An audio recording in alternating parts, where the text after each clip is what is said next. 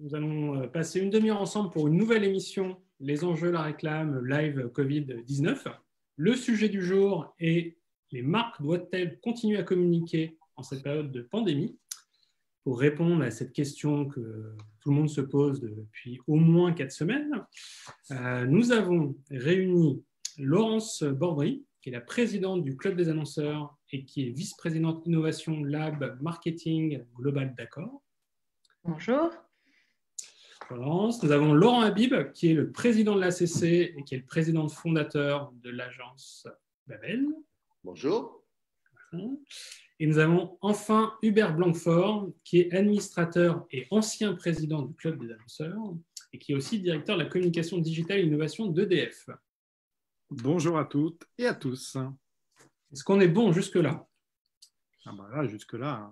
Voilà, bon. Pas de faute, tout va bien, on va pouvoir y aller. Alors, première question, je pose dans cette période qui est quand même un peu particulière, c'est comment est-ce que vous allez tous?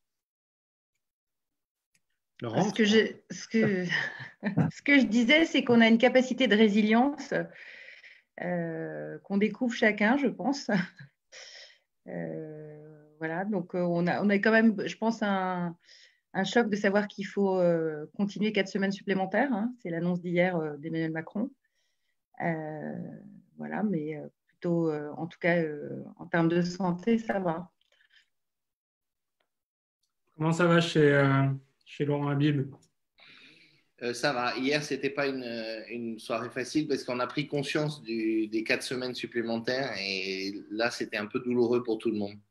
Voilà. Pour le petit qui a 10 ans, pour les parents, la 4 semaines, ça prend quand même.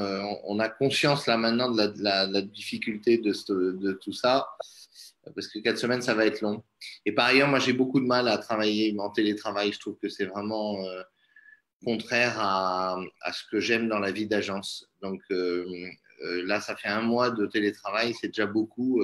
Me refaire 1 mois encore, ça va être difficile. Et pour Hubert? Les choses vont plutôt bien, entre guillemets. C'est-à-dire que, compte tenu de la situation, on essaye de s'adapter. Moi, je ne suis pas touché. Je n'ai pas de gens autour de moi qui sont touchés. Donc, c'est déjà une première chose. Compte tenu de ce qu'on sait de cette maladie, dont on ne sait finalement pas grand-chose. Donc, il y a quand même une sorte d'inquiétude dans les airs. En dehors de ça, on s'adapte. C'est vrai que ce n'est pas facile d'être en télétravail et pour autant, je trouve que voilà, les choses se sont mises en place très, très vite, en tout cas dans nos organisations chez nous. Et ce qui fait que finalement, voilà, les choses ont pris le relais dans des modes de travail différents, mais voilà, on y arrive plutôt pas mal. On a encore 1 mois, on est à la moitié. D'ailleurs, je crois qu'on peut dire qu'on verra si on est à la moitié d'ici quelques semaines, puisque si les choses sanitaires vont mieux, on sera à la moitié, et si ça ne va pas mieux, je crois qu'on sera aussi encore obligé de s'adapter. On verra bien. Très bien.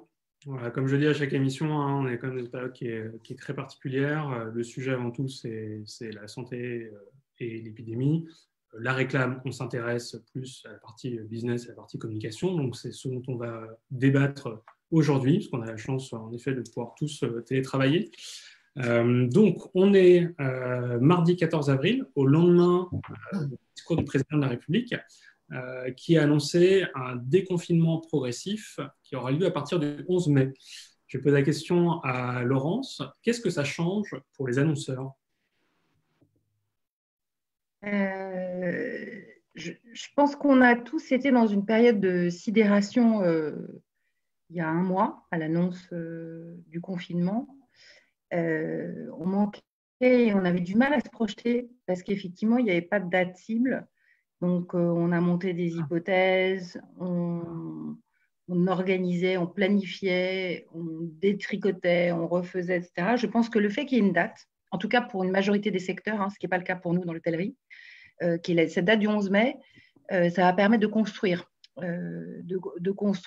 et de pouvoir se projeter. Donc, je pense que c'est important que notre président ait posé cette date-là, ait posé une date aujourd'hui pour pouvoir organiser nos dispositifs. Très bien. Hubert, qu'est-ce que ça change, cette date, pour vous? Finalement, je reprendrai pas mal de ce que vient de dire Laurence. La réalité, c'est qu'on était dans une incertitude quant à ce qu'on allait mettre en œuvre, ce qu'on n'allait pas mettre en œuvre, ce qu'on allait décaler, ce qu'on n'allait pas décaler, que ce soit voilà, d'un point de vue organisationnel, que ce soit d'un point de vue des projets, que ce soit d'un point de vue budgétaire, puisqu'on sait qu'on est contraint par un certain nombre de choses.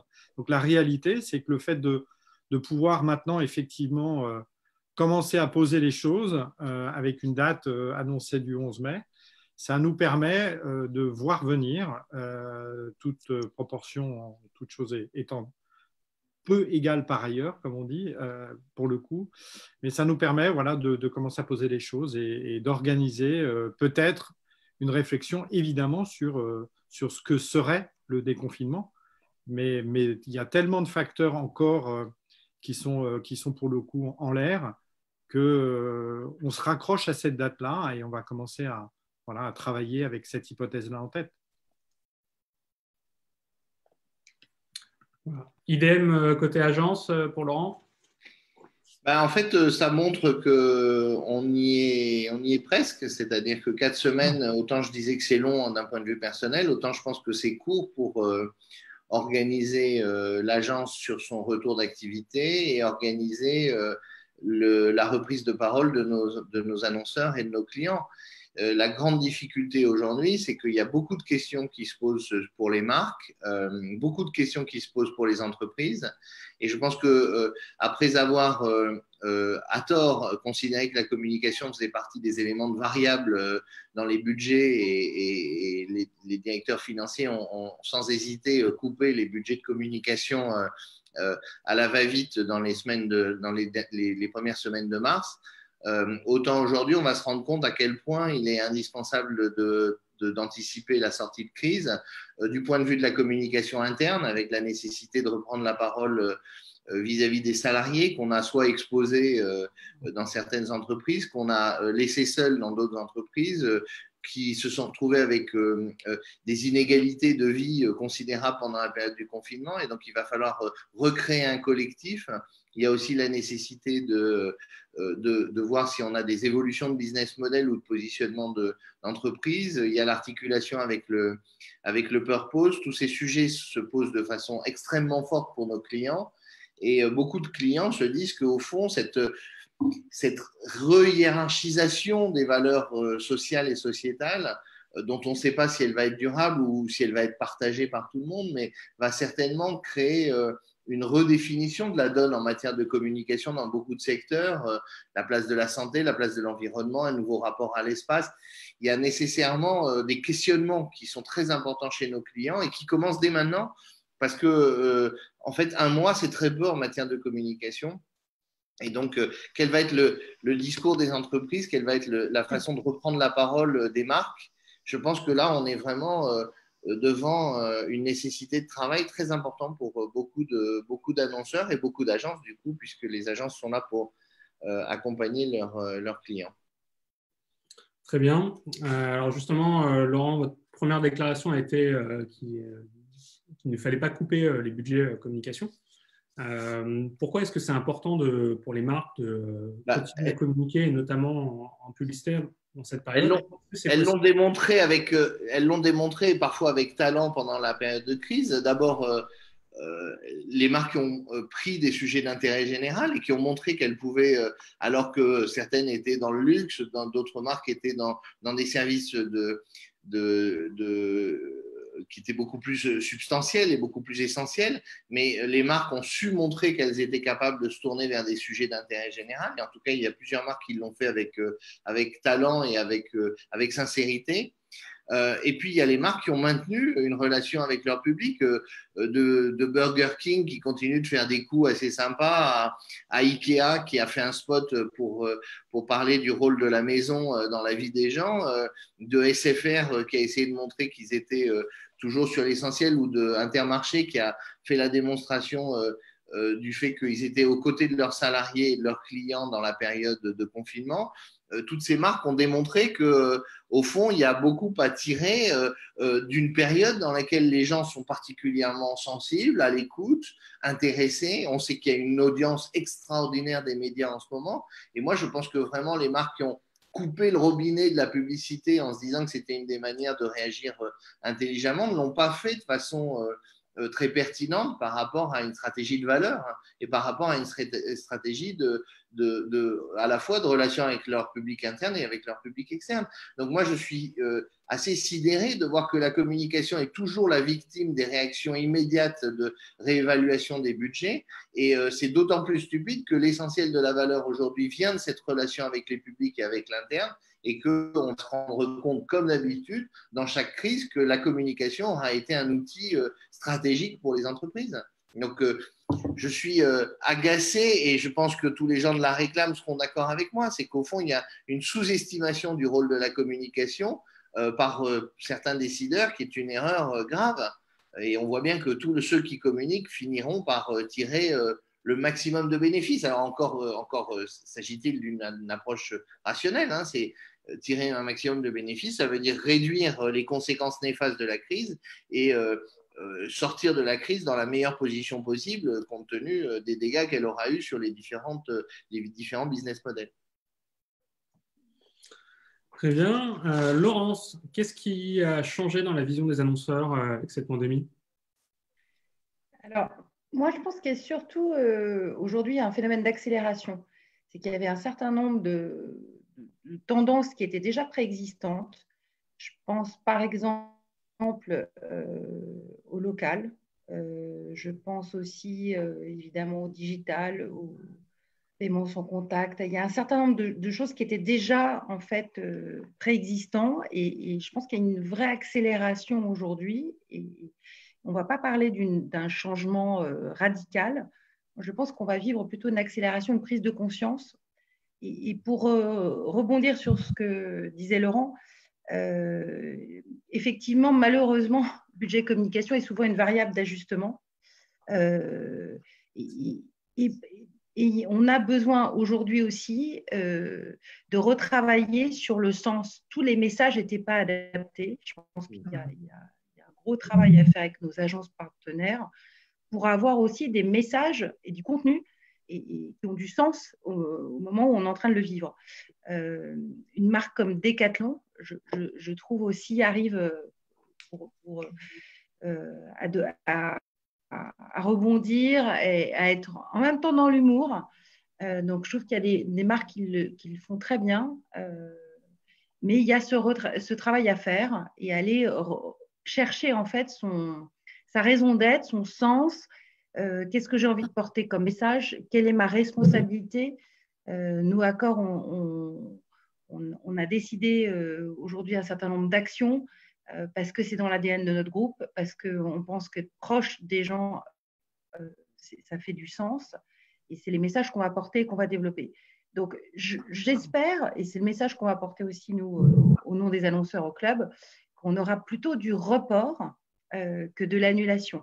Qu'il y a eu cette réaction forte, dure, d'une grande partie des annonceurs, puisque ça a touché 70% des coupures, et qu'on aura du report. Par contre, sur certains secteurs, et j'en parle parce que c'est le mien, celui de l'hôtellerie, on n'arrivera pas à rattraper.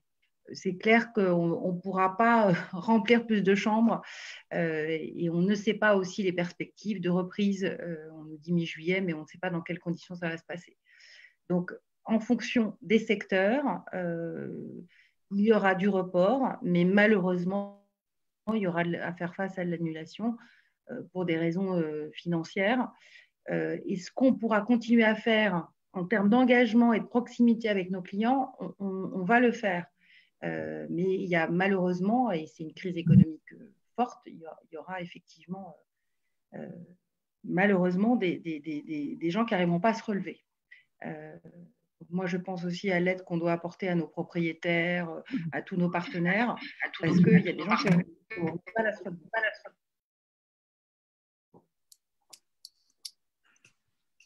Très bien.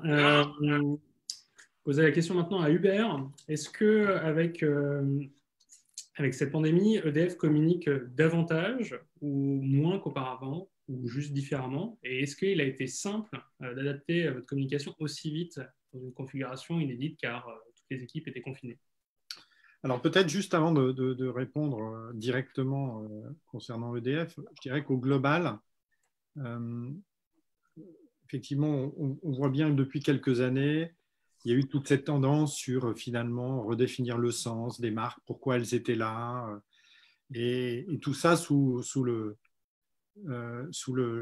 chapeau, on va dire, du purpose, de la raison d'être, après, peu importe.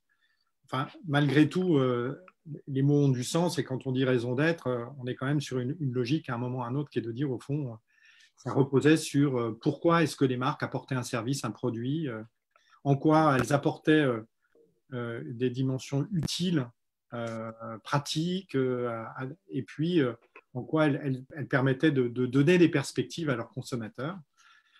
C'est aussi la raison sociale, et là on voit bien qu'on y revient, c'est-à-dire que finalement toute cette logique de la fin d'un certain marketing que moi j'appelais élégamment du bullshit dans les différentes études qu'on a pu mener au sein du Club des annonceurs avec des partenaires depuis quelques années, et qu'on continue évidemment ces prochains mois, vont dans ce sens-là, c'est-à-dire qu'on revient à un moment ou à un autre une réalité qui est un précipité de en quoi la marque apporte de la valeur. Donc aujourd'hui, la question, c'est quel type de valeur elle est en capacité d'apporter, alors que les gens sont dans l'inquiétude, ont des problèmes économiques à résoudre, ont des problèmes de confinement, de logistique. Voilà. Et donc, il faut qu'on arrive quand même à être en phase avec cette logique qui est cette valeur attendue de la part je dirais des consommateurs et des publics au sens large. Donc, dans un premier temps, et pour répondre davantage à votre question, c'est vrai que l'idée, c'est de se dire, est-ce que je suis en phase avec, dans un premier temps, les attentes, en tout cas les perspectives et l'état d'esprit général de mes publics. Donc, il est bien évident que dans un premier temps, il y a eu inquiétude, il y a eu besoin de rassurance, inquiétude sur qu'est-ce que je vais devenir demain, et ma petite boîte qui est une PME, comment est-ce qu'elle va payer ses factures alors qu'il n'y a pas de rentrée de chiffre d'affaires. Donc, on voit bien que par rapport à différents types de publics, on est dans une logique où on a besoin d'accompagner, façon de parler, je n'aime pas tellement ce mot-là, mais faute de mieux, c'est celui que j'emploie, d'accompagner les gens dans cette période d'incertitude et de forte inquiétude. Donc, c'est vrai qu'en termes de communication, on a un peu levé le pied pour sortir d'une logique de communication habituelle pour aller vers une communication effectivement plutôt inhabituelle, qui était de dire, voilà, nous, on se met au service des autres, nous, on est plutôt sur les infrastructures, sur un certain nombre de biens essentiels, mais on va laisser, dans un premier temps aussi, la parole à ce qui répond à ces inquiétudes, ce qui répond à cette angoisse, et donc avec une prise de parole très, très importante dans les médias sur, on va dire, les biens les plus essentiels et la réponse qui était apportée par les personnels, on va dire, qui étaient en première ligne.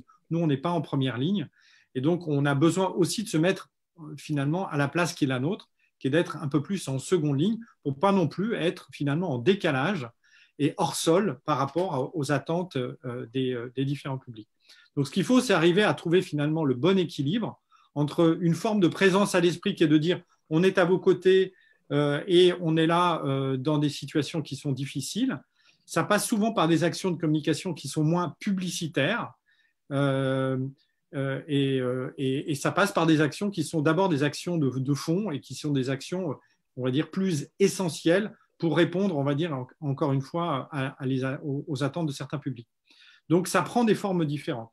La question, c'est est-ce que demain, on est en capacité ou assez rapidement à pouvoir reprendre la parole pour redonner des perspectives? En fait, ça ne se fait pas du jour au lendemain. Et là, je rebondis sur ce que disait Laurent. Un mois en communication, c'est quand même assez court. Donc, préparer et être déjà en phase avec les perspectives et ce qui va se passer dans un mois, ça ne se fait pas du jour au lendemain. Or, forcément, on a besoin, à un moment ou à un autre, de redensifier le discours, de reprendre la parole Est-ce que les gens vont être dans une… Voilà, reprendre, j'en sais rien, leur vie, les déménagements, les choses qui peuvent ponctuer aussi certaines activités qui sont liées à nos métiers, en l'occurrence chez EDF. Est-ce que les petites entreprises vont pouvoir reprendre leurs activités? On voit bien qu'il y a certains secteurs qui resteront touchés. Donc, forcément, ça veut dire qu'il va falloir qu'on adapte notre communication, nos formats, nos écrans, les canaux qu'on va utiliser pour pouvoir être aussi le plus en cohérence avec ce que sont d'abord les attentes, qui sont peut-être moins des perspectives directement heureuses, on va dire, mais qui vont être des perspectives plus essentielles. Et je crois que c'est aussi ça qui est important. Alors, en l'occurrence, chez EDF, on n'est pas une entreprise toujours comme les autres. On est sur des dimensions de service public qui sont très importantes. En tout cas, ça fait partie de notre ADN. Donc, comment est-ce qu'on peut être quand même en phase avec ces attentes qui sont devenues beaucoup plus essentielles? Je crois que c'est ça qui est important aujourd'hui.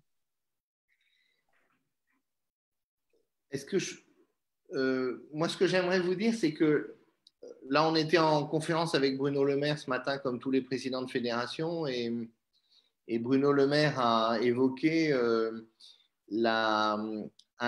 une loi de finances rectificative qui va tabler sur 8% de baisse d'activité du PIB. En fait, aujourd'hui, beaucoup d'analystes considèrent qu'on va dépasser les 10%. Et si vous faites une analyse qui consiste à regarder en fait quels sont les secteurs qui sont touchés de façon spécifique, en réalité, ces 10% sont une moyenne et ils ne touchent de facto qu'une partie des activités. Et donc, ça veut dire qu'il y a des activités, et la présence de Laurence du groupe Accor, malheureusement, est là pour le témoigner, c'est qu'il y a des activités qui vont être touchées à plus de 20%, voire plus encore, c'est-à-dire qu'on va se retrouver avec des pertes d'activité très substantielles. Donc, c'est une situation économique qui est sans précédent parce que des pertes d'activité de 20-25%, c'est-à-dire d'un quart d'activité, c'est considérable. Et donc, on est en face d'une économie qui est profondément choquée. Donc, évidemment, le discours sur la communication, il peut paraître un peu décalé par rapport à cette intensité de la crise économique que vont connaître certains secteurs. Mais néanmoins, il faut se poser les questions de base. Et les questions de base, Hubert a commencé à les aborder, mais elles sont simples. Est-ce qu'on va racheter des voitures? Est-ce qu'on va retourner au McDo ou au Burger King? Comment on va organiser ses vacances pour cet été? Est-ce qu'on va avoir des nouveaux comportements en matière d'habillement? Est-ce qu'on va avoir des nouveaux comportements en matière alimentaire? Est-ce qu'on va redéfinir sa carte de priorité dans ses dépenses? Est-ce qu'on va faire des nouveaux arbitrages dans la part de la santé et de la prévention, du sport, de la pratique du sport? En fait, est-ce qu'on va avoir des nouveaux rapports à l'espace? Moi, je travaille beaucoup pour l'immobilier et c'est un sujet qui est très intéressant. Est-ce que les gens vont redéfinir le rôle de leur appartement dans la vie? Est-ce qu'ils vont aller vers plus de propriété ou au contraire, est-ce qu'ils vont être beaucoup plus prudents et dans l'idée de ne pas faire des investissements de long terme? En fait, la communication, elle intervient à cet endroit-là, c'est-à-dire à ces questions qui, dans l'immédiat ou dans les quelques mois qui viennent, vont modifier les comportements et faire que la valeur va aller plutôt à certains endroits qu'à d'autres. C'est pour ça que notre rôle est extraordinaire et intéressant. C'est que la communication, elle va venir pour éclairer les décisions et les transformations d'opinion qui vont exister dans la tête des consommateurs et peut-être les conforter, les aider, les réorienter, leur redonner du désir et de l'envie, dans certains cas les rassurer, recréer de la confiance. C'est là où la communication a un rôle extraordinaire à jouer. Et c'est évidemment notre rôle aux uns et aux autres de le faire comprendre, c'est de dire que la communication, elle intervient à un moment donné aujourd'hui dans la vie des entreprises, des marques, de façon mais vraiment fondamentale pour donner la meilleure orientation possible à cette sortie de crise et au redressement économique qu'on souhaite tous pour tout le monde. Alors, très bien. Alors Laurent, j'avais justement… Excusez-moi, je suis parti un peu dans un truc comme ça parce que je me suis dit qu'il fallait le dire avant la fin de cette réunion. Et la perte d'activité pour la filière communication, on l'estime déjà aujourd'hui ou... Oui, on l'estime. Alors écoutez, On est aujourd'hui sur l'idée de perdre 1,5 milliard à 2 milliards d'investissements publicitaires. Donc, les chiffres vont dépendre de le nombre de semaines de confinement et des décisions des annonceurs. Mais on est là aujourd'hui dans des évaluations qui sont quand même extrêmement lourdes. Par ailleurs, là, on est seulement sur les 12 milliards à peu près d'investissements médias. Sur les 32 milliards d'investissements dans la communication, il y a malheureusement beaucoup qui sont liés aux activités des salons, des événements, de ce qu'on appelle les dépenses de hors médias pour les marques, c'est le marketing de proximité, etc. Là, je pense qu'on va être touché d'une manière absolument dramatique. Notamment parce qu'une partie de notre métier reste basée sur l'activité physique dans les magasins ou dans les animations. Donc là, on va être touché. Et si vous prenez la filière dans sa globalité, c'est-à-dire non seulement les agences, les annonceurs, mais tous les prestataires, la production audiovisuelle, les standistes, les gens qui travaillent, les restaurateurs qui vont nourrir dans les événements les gens de petits fours. Si on prend donc la réalité économique de notre secteur, qui est un secteur extrêmement divers, je pense qu'on va être devant une situation absolument dramatique. Il faut se le dire, et je dirais un peu comme l'hôtellerie, on va avoir non seulement on peut se dire qu'on ne reviendra jamais sur ce qu'on a perdu, mais je pense qu'on va avoir des situations qui vont être très difficiles en termes de recovery, de retour à la bonne santé économique de ces acteurs. Sincèrement, sans vouloir en rajouter, et il n'y a pas que l'événementiel qui est concerné par ça, c'est vraiment beaucoup de métiers qui en profondeur vont être touchés. Et justement, pour préparer on va dire la sortie de crise et s'en remettre, qu'est-ce que vous avez en tête comme liste ? Écoute, la situation, elle est la suivante, c'est que l'État fait beaucoup pour essayer de donner des moyens. Évidemment, la question qui va se poser, c'est que les dettes qui sont repoussées, elles sont repoussées, mais il va falloir les payer. Donc, on est en train aujourd'hui de parler d'un allègement plus profond pour le secteur événementiel comme les secteurs qui sont le plus touchés. Un allègement qui pourrait être la suppression pure et simple des charges. On est en train donc de parler de mesures qui sont des mesures absolument exceptionnelles pour ces secteurs qui sont les secteurs les plus touchés. Pour la communication, le souhait qui a été porté par la plupart des associations de la filière, c'est d'envisager que les dépenses de communication soient considérées comme une des composantes d'un vrai plan Marshall de redressement économique dans laquelle on pourrait imaginer qu'il y ait une partie de défiscalisation des dépenses de communication. Donc on est en train d'espérer que les pouvoirs publics vont, par les mesures qu'ils vont prendre, faire en sorte que nos métiers fassent partie des métiers qui sont considérés soit comme substantiellement touchés, c'est le cas de l'événementiel, mais c'est le cas aussi de la production audiovisuelle, soit des métiers qui ont un effet de levier absolument déterminant pour l'économie et qui donc pourraient être soutenus de ce point de vue.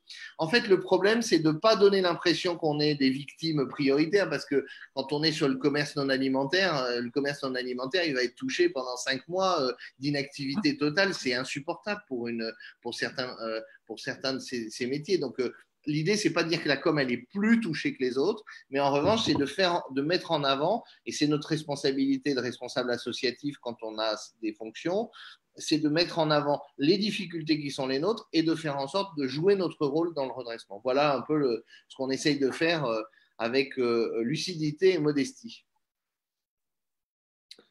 Alors justement, on va parler un peu de l'après. Je vais poser à tout le monde cette question. Est-ce qu'il y aura un avant et un après coronavirus pour les marques, les annonceurs, selon vous ? Est-ce qu'il veut... Moi, je disais tout à l'heure que, et je crois profondément qu'on va vivre une accélération, qu'il y avait des tendances émergentes qui vont dans les deux sens, hein. Voilà, et qu'on ne va pas avoir un changement radical de tous les comportements. Je pense que certaines tendances étaient déjà émergentes. Je pense notamment à des sujets sur lesquels on a pu travailler, nous, sur la volonté en fait, des gens de se reconnecter à eux, de se reconnecter à leur entourage, à leur famille. Il y a toute une dimension autour aussi de la transition écologique, de la volonté de maîtriser beaucoup plus la chaîne alimentaire. Il y a une tendance qui était importante aussi autour de la transparence, de la confiance. Donc, je pense que tous ces éléments vont s'accentuer et permettre en fait à s'accélérer, en fait, d'aller plus vite. Je pense que c'est ça qui devrait se passer. Je voudrais aussi ajouter 2 éléments. L'un, c'est qu'aujourd'hui, on a cette date du 11 mai, mais sera-t-elle confirmée ou pas? Voilà, je repose la question parce qu'on avait une date et hier soir, on nous a reporté d'un mois supplémentaire.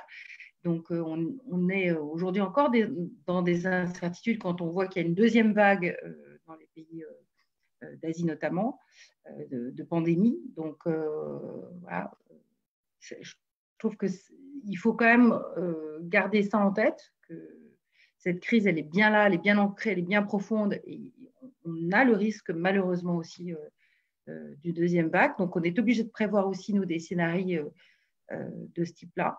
Je voulais dire aussi une chose sur le modèle français, parce qu'il faut aussi avoir une note optimiste et positive sur sur notre modèle économique. On a aujourd'hui des politiques qui accompagnent en fait cette crise-là. Moi, je pense à certains partenaires que je peux avoir à l'étranger qui ont perdu leur job du jour au lendemain et des pertes d'activité. Voilà. Je pense qu'on peut aussi dire que la France aujourd'hui met en œuvre un maximum de choses et on est justement en discussion supplémentaire, et Laurent l'évoquait, pour pouvoir avoir des mesures supplémentaires, mais il y a vraiment aussi cette note positive de dire on est en France et la France accompagne en fait cette crise. Donc ça, c'est quand même un élément positif. Peut-être pour voilà, ajouter des choses, moi je suis d'accord avec ce qui vient d'être dit, que ce soit par Laurent ou Laurence.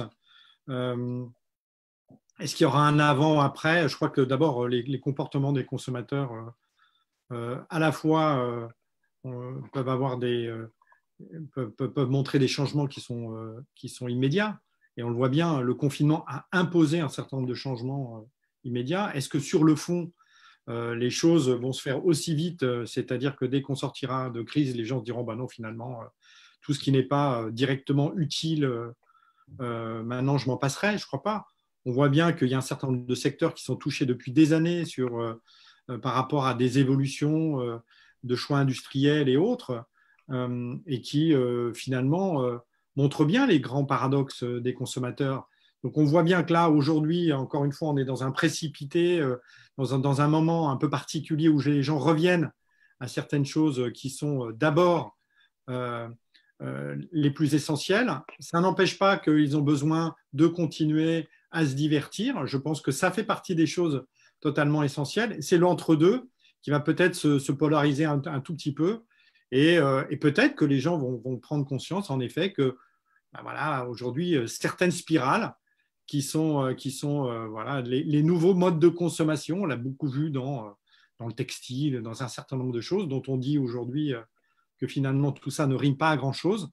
La question, ça sera de se dire, est-ce que les gens n'auront pas envie, au contraire, de revenir à des choses qui peuvent paraître un peu, voilà, aujourd'hui un peu moins essentielles, et de continuer à aller à acheter dans les magasins, alors qu'ils savent pertinemment que bah, les prix qui sont ceux des prix à la vente ne sont pas forcément les prix de revient, et que tout ça pèse sur un certain nombre de secteurs économiques en France et qui se sont déplacés vers l'étranger depuis des années maintenant. On le voit bien, les choix que devront faire les consommateurs, est-ce qu'ils seront enclins à les faire? Est-ce qu'ils vont peser sur les décisions? Est-ce qu'ils vont changer leur comportement de façon durable?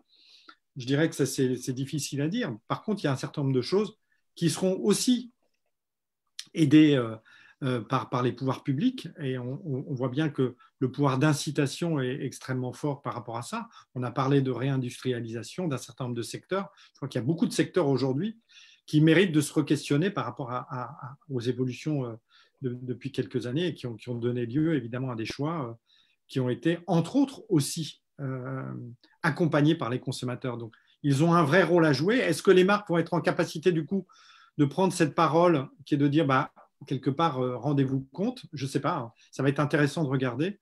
En tout cas, je pense qu'il y a un vrai rôle à jouer sur cette prise de conscience. Et ce n'est pas forcément en le faisant de façon, on va dire, moralisatrice. Mais pour autant, il y a bien à un moment ou à un autre des prises de conscience et les consommateurs ont un vrai rôle à jouer. Donc, l'interfaçage avec les messages et les marques va être vraiment intéressant dans les années qui viennent. Et je ne sais pas si les choses seront aussi rapides et radicales. Ça va être encore une fois intéressant de voir si, au fond, réellement, les changements de comportement ont lieu ou finalement tout ça sur des périodes très très longues. Et c'est l'histoire qui nous dira que les choses ont été marquées par ce Covid. Moi, pour répondre à la même question, je ne sais pas si on a encore le temps, mais moi, ce que je voudrais vous dire, c'est qu'au fond, moi, j'ai vu les décideurs prendre conscience de la révolution digitale il y a quelques années, il y a 7-8 ans.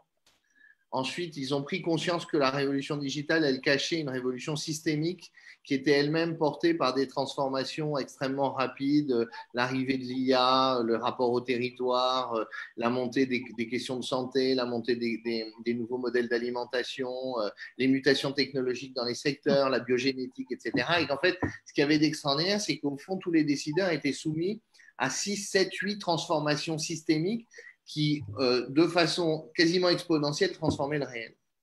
Et moi, si je devais donner une sorte de truc pour analyser la crise du Covid, c'est que la crise du Covid, elle va rendre plus rapide les transformations déjà exponentielles qui étaient en cours. Donc, sans imaginer qu'il y ait des inversions ou des invalidations, même s'il y en aura quelques-unes, moi, j'ai tendance à vous dire, ce que vous aviez prévu qui mettra 3 ans, 5 ans, prenez 1 an de moins, prenez 2 ans de moins, accélérer les courbes, considérer que les changements vont être plus rapides, qui vont être plus profonds, qui vont concerner des parts de population plus importantes.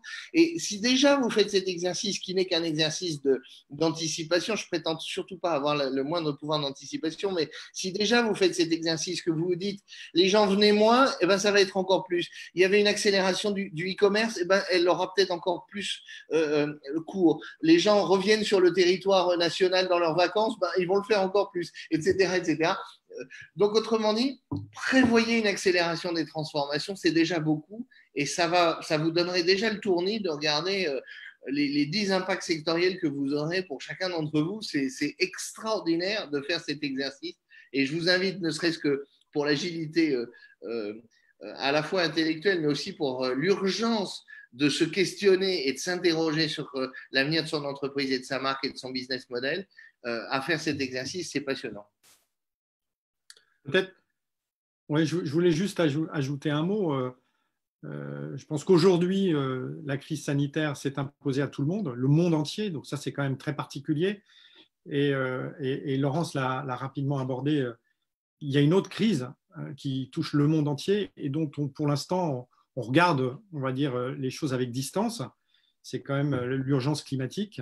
Et donc il va falloir quand même à un moment ou à un autre qu'on se pose des questions et se dire qu'est-ce qu'il va falloir attendre comme événements mondiaux pour que les gens prennent conscience qu'il va falloir faire changer les choses. Et ce combat de neutralité carbone, on en parle depuis maintenant des années, et on s'aperçoit quand même que ça reste pour l'instant encore une forme de choses qu'on met à distance, mais on parle maintenant de quelques dizaines d'années à peine. Et donc, il y a quand même des vraies questions sur cette neutralité carbone dont on sait qu'on peut agir, mais à un moment ou à un autre, c'est comment est-ce qu'on fait pour appuyer sur le bouton pour qu'on agisse vraiment. C'est quand même une question qui, en parallèle de cette question sanitaire, à mon avis, est vraiment importante. Tout à fait. On conclut sur une note plutôt positive, qui est que les transformations qui sont nécessaires pour le monde vont être accélérées une fois la crise du Covid passée. Et on souhaite, et je pense que c'est le travail de tout le secteur de la communication, que les marques participent à ces transformations. Voilà, donc c'est la fin de ce live. Rendez-vous mardi prochain à 11h30 pour un nouveau live, donc une nouvelle émission, les enjeux de la réclame, live Covid-19. Voilà, merci à tous les trois pour votre temps. Merci beaucoup. Merci beaucoup. Et à tous, bonne santé. Bon courage. Au revoir. Prenez soin de vous.